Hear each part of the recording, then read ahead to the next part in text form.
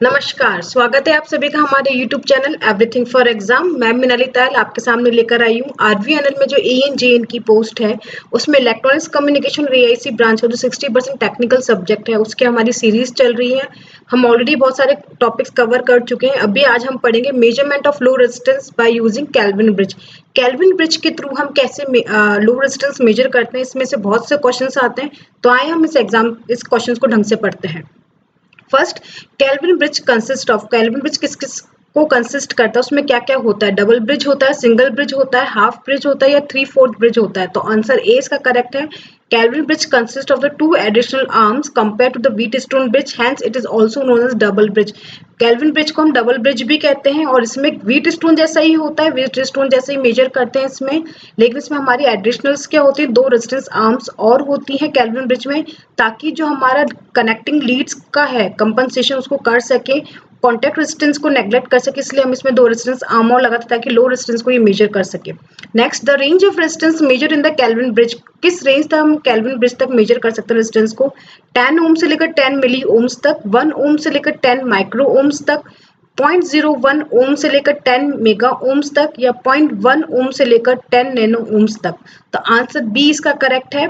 1 ओम से लेकर 10 micro ohms तक जो रेंज होती है हमारी, वो क्या होती है कैल्विन ब्रिज में? अगर हम देखें तो जो लो रेंज होती है, लो रेंज वही कहलाती है जो 1 ओम से कम रेजिस्टेंस को मेजर करती है। और लो रेजिस्टेंस को मेजर करने के लिए हम कैल्विन ब्रिज यूज करते हैं। कैल्विन ब्रिज की रेंज क्या होती है? हमारी रेंज होती है 1 ओम से लेकर 10 माइक्रो ओम्स तक। ये एग्जाम्स में बहुत बार पूछा गया है, तो इस क्वेश्चन को जरूर से याद रखें आप। Accuracy of Kelvin bridge is of order of. Accuracy जो होती है कैल्विन ब्रिज की वो कितनी होती है? 0.5 से लेकर 2% तक, 0.05 से लेकर 0.02% तक, 0.05 से लेकर 0.2% तक या फिर 0.005 से लेकर 0.02% तक। तो ऑप्शन सी इसका करेक्ट है। 0.05 से लेकर 0.02 तक इसकी क्या होती है? केल्विन की एक्यूरेसी होती है। The Kelvin bridge is use for the measurement of low resistance value. The accuracy of measurement of low resistance in Kelvin bridge is order of 0.05 to 0.02। ये क्वेश्चन एग्जाम में पूछा गया है, ये आप जरूर से याद रखें कि एक्यूरेसी कितनी होती है 0.05 से लेकर 0.02 तक। What is the balance condition of Kelvin bridge? Kelvin bridge की बैलेंस कंडीशन क्या होती है? Option A, B, C, D में से कौन सा ऑप्शन करेक्ट है जो केल्विन ब्रिज की इक्वेशन को शो करता है? तो ऑप्शन डी इसका करेक्ट है। The balance equation in a Kelvin bridge is given by relation Rx equals to R1 R3 divided by R2 where R1 R2 and Rx are from the ratio arms and Rx is the value of unknown resistance। हमने पहले भी देखा था Wheatstone bridge में जो unknown resistance होता है उसको हम 3 पैरामीटर्स में निकालते हैं। जो नोन पैरामीटर्स होते हैं हमारे वे R1 R2 और R3 होता है। Next, what is the effect of load and contact resistance Kelvin bridge. जब हम कैल्विन से ब्रिज रेजिस्टेंस मेजर करते हैं, रेजिस्टेंस मेजर करते हैं लो, तो उसमें लोड और कॉन्टैक्ट रेजिस्टेंस का क्या इफेक्ट होता है? इंडिपेंडेंट होते हैं, फुली डिपेंडेंट होते हैं, पार्शली डिपेंडेंट होते हैं, depend on the resistance of the value. Answer A इसका करेक्ट है। वो क्या होते हैं? इंडिपेंडेंट होते हैं। Effect of contact and lead resistance R completely eliminated in the Kelvin bridge as they don't appear in the balance equation, hence the Kelvin bridge is independent of the load and contact resistance। Kelvin bridge को इस तरीके से design करा जाता है कि जो हमारे कॉन्टैक्ट और लीड रेजिस्टेंस होते हैं उसको बैलेंस आउट करा जाए, उसको पूरी तरीके से एलिमिनेट कर देते हैं बैलेंस ब्रिज कंडीशन के थ्रू। इसलिए हम क्या करते हैं, वो फुली इंडिपेंडेंट होते हैं कि लोड कॉन्टैक्ट रेजिस्टेंस क्या होते हैं उसमें एक्ट नहीं करते हैं। Next, the relationship between the ratio of resistance arm and the ratio resistance arm of the second bridge is क्या होता है? वो अनइक्वल होते हैं, इक्वल होते हैं, ट्वाइस होते हैं या 1/4 होते हैं। तो ऑप्शन बी इसका करेक्ट है। The ratio between the ratio of the resistance arm and the second resistance arm is equal for the balance condition। जब हम बैलेंस कंडीशन करते हैं तो इक्वल और अपोजिट रेजिस्टेंस आर्म्स हमारी क्या होती हैं? इक्वल होती हैं। Next, why the Kelvin bridge is use for the measurement of low resistance. Low resistance के लिए हम कैल्विन ब्रिज क्यों यूज करते हैं? Due to EMF source used, due to the large current flow, due to the contact and lead resistance, due to the power dissipation across the circuit। Answer C इसका correct है। while measuring valley low resistance, the contact and lead resistance cause significant error in the value of the measured resistance।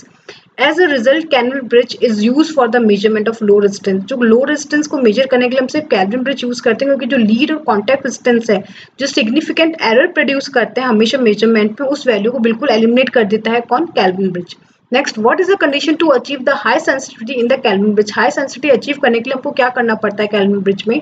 Low voltage, high power supply, medium resistance और high current. तो option D इसका correct है, high current.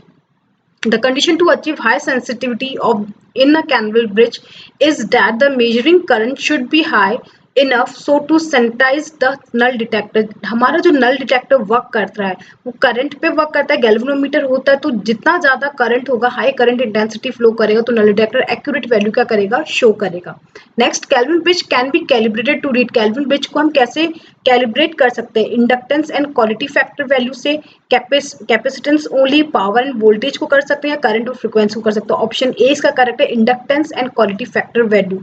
तो Kelvin bridge in the basic form of Kelvin bridge is used for the measurement of low resistance. A Kelvin bridge can be used for the measurement of inductance and quality factor value through the calibration. Calibration के through हम inductor और quality factor दोनों को क्या कर सकते हैं, calibrate कर सकते हैं Kelvin bridge के through. Next, why can't Kelvin bridge can be used for the measurement of low quality factor? Low quality factor हम क्यों find out नहीं कर सकते? Due to the thermo effect, due to the balance problem, due to the dull detect used, or due to temperature. Answer B इसका correct है. Kelvin bridge can be used for the measurement of high quality factor values due to the bridge imbalancement problem. Kelvin bridge can't be used for the measurement of low quality factor. Low quality factor के लिए हम Kelvin bridge इसलिए use नहीं कर सकते क्योंकि जो bridge का जो बैलेंसिंग कंडीशन है वो इम्बैलेंस हो जाती है, वो प्रॉपर्ली बैलेंस नहीं हो पाता, इसलिए हम लो क्वालिटी फैक्टर को बैलेंस आउट नहीं कर पाते, उसको फाइंड आउट नहीं कर पाते. आशा करते हैं आपके सारे क्वेश्चन समझ में आए होंगे. एग्जाम पॉइंट ऑफ व्यू से सारे बहुत इंपॉर्टेंट है. प्लीज हमारी वीडियो को लाइक एंड सब्सक्राइब करना ना भूलें.